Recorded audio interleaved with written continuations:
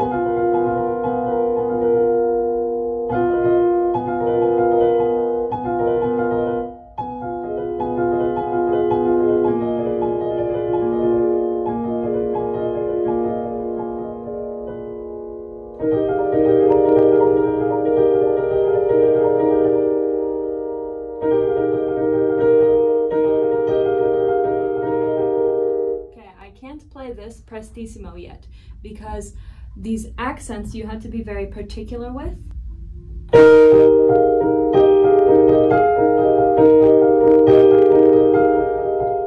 To get the rhythmic change of the song. So, but I'll comment based on what I've played already. Now,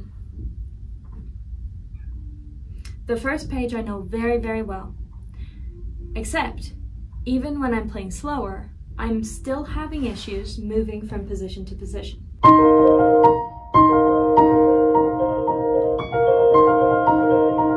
Whoops.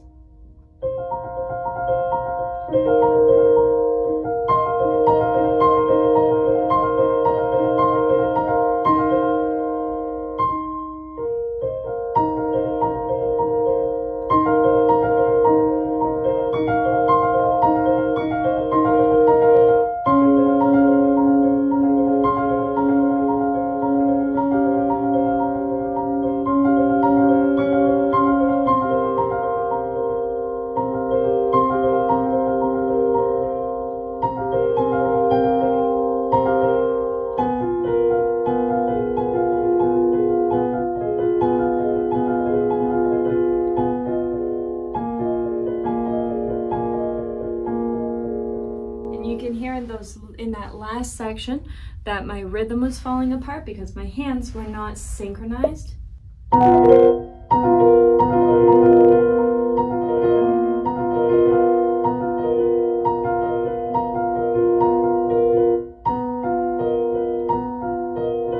Whoops.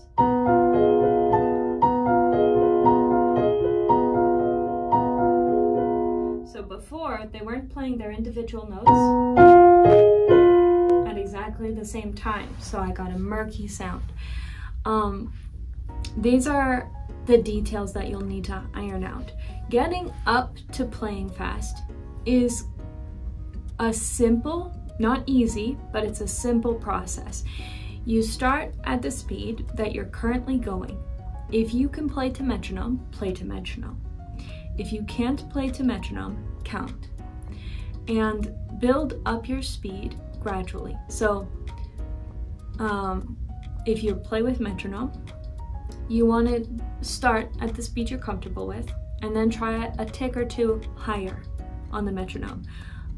If you're using a digital metronome, you'll be going anywhere from 3 to 8 points. So let's say a comfortable speed for you to start at is 80. Move it up to like 84 or 88 or maybe even 92. So move it up incrementally. And what you want to do is refine. You want to move incrementally because you want to get good at the speed you're currently at with super steady rhythm and iron out the details like moving from position to position.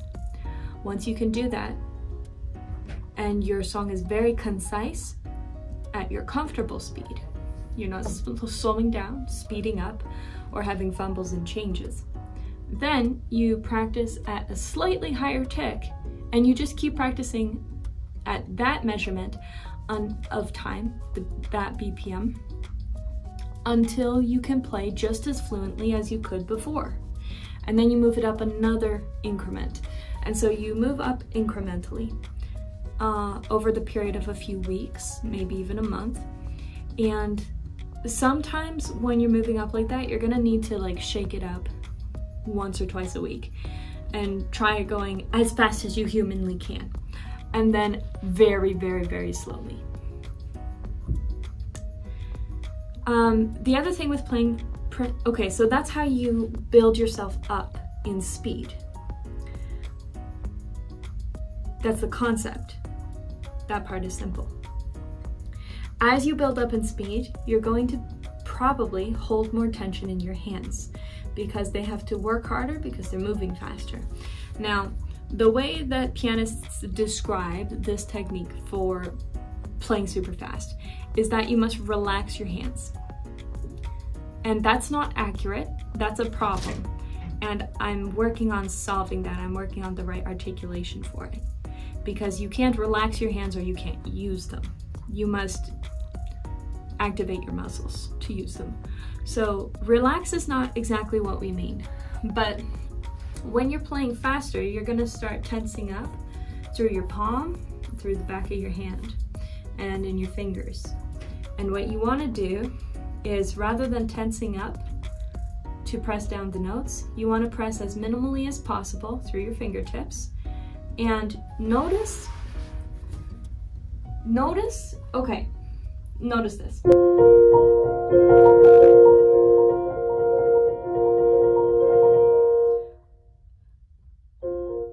Versus this.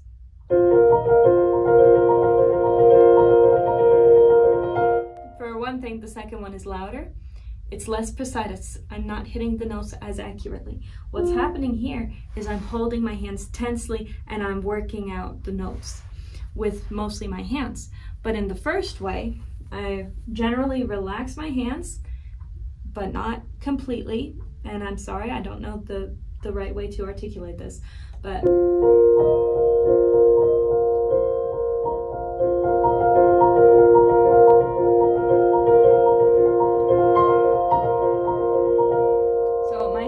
my hands are loose after that. And what's happening is they're holding the shape of what I'm playing and my arms are doing most of the movement. And this is a very easy song for Prestissimo because it's this rocking back and forth movement with your arms. The things you're going to have the most trouble with are if you're trying to play Prestissimo in Chopin and you're playing these giant arpeggios and octaves. That's going to be very, very difficult. And so what I would say is if you're playing Chopin, primarily, above anything else, get your timing right at a slow speed before you ever try pianissimo. This is kind of a pet peeve of mine, because I have very, very capable students, and they'll learn really, really fast and they'll play really fast, but they're not particular about the rhythm. When you're not particular about rhythm, you don't have music, because music by nature is rhythmic. So the first thing that you need to focus on with Chopin is rhythm, and just make sure it's all precise and accurate.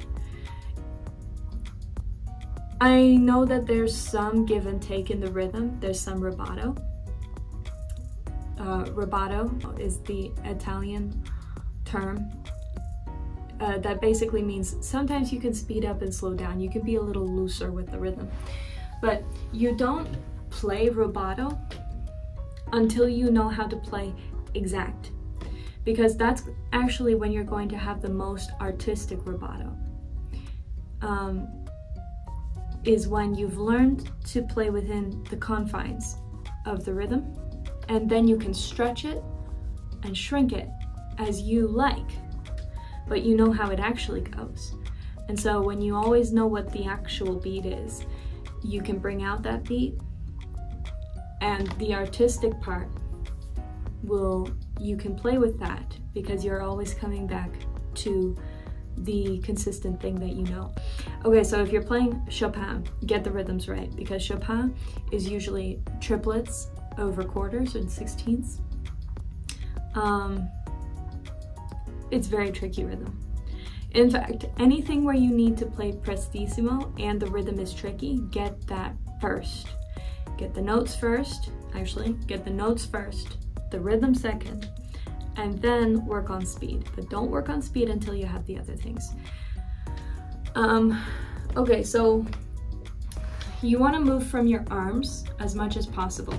And even if you're doing arpeggios, let me try some arpeggios and see if I can play them Prestissimo. Not with very good rhythm, not very well.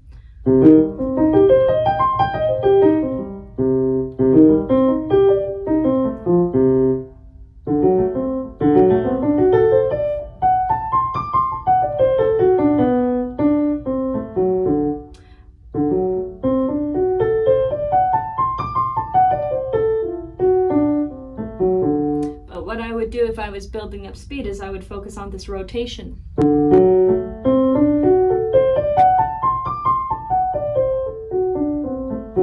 This is coming from the elbow and the wrist joint. And I'm keeping my fingers, you can tell they're not stiff. This is stiff. You see how this rotation only comes from here? This back and forth rotation. And my fingers, that's not going to feel good over time. That's tensing all down through the tendons. So there's something to relaxing your hand. I just don't know the right way to explain that, because you have to stay activated to hit the right notes. But you're using arm movements to maintain your Prestissimos. Because the worst thing about playing Prestissimo will be the tension in your hands. And it will stop you from playing faster. And it will make your playing sound hard and heavy, which is not very pleasant. Hard, heavy, and fast, unless that's indicated in the music, is not generally something you're aiming for. You're aiming more for like a effortless sound, usually. It's like with Chopin, you want effortless. Or a light sound if you're playing Mozart. You probably might, if you have any hard and heavy Prestissimo, it might be in Beethoven. And then those are the composers I'm most familiar with, so we'll move on. But for now, that is the best rundown I've got on Prestissimo. As I come up with more facts, ideas, things that I noticed that might be helpful, I'll share them. But that is pretty much it for now. I hope it's helpful.